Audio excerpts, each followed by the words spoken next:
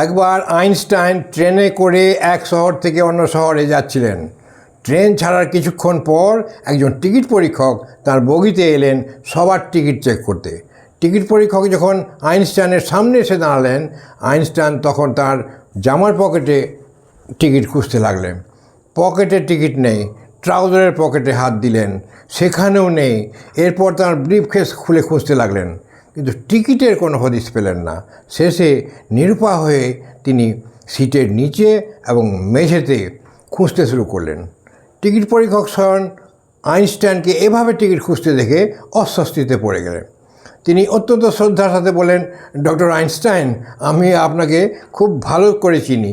আপনি যে টিকিট কেটেই ট্রেনে উঠেছেন সে বিষয়ে আমার কোনো সন্দেহ নেই। আপনাকে আর টিকিট খুঁজতে হবে না, আপনি শান্ত হয়ে বসুন।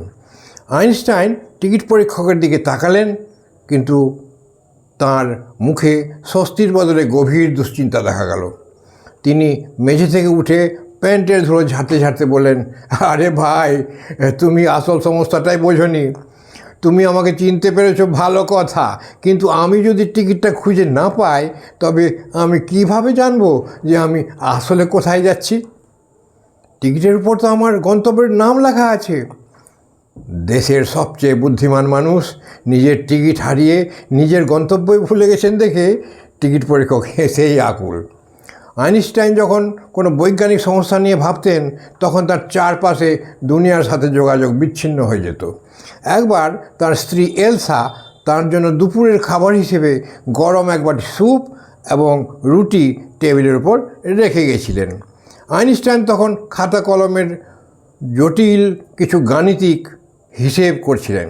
হিসেব করতে করতে আইনস্টাইন এক হাতে স্যুপের চামচ তুলে বাটি থেকে স্যুপ খাওয়া শুরু করলেন।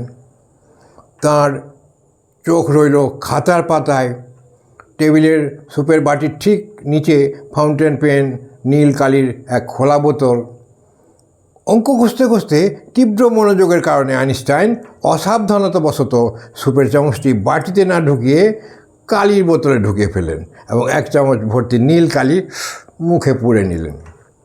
ঠিক সেই মুহূর্তে তার স্ত্রী এলসা ঘরে ঢুকলেন এবং আইনস্টাইন মুখ নীল কালিতে মাখামাখি দেখে ভয়ে চিন্তায় চিৎকার করে উঠলেন, আলবার্ট, তুমি ওটা কী মেখেছ?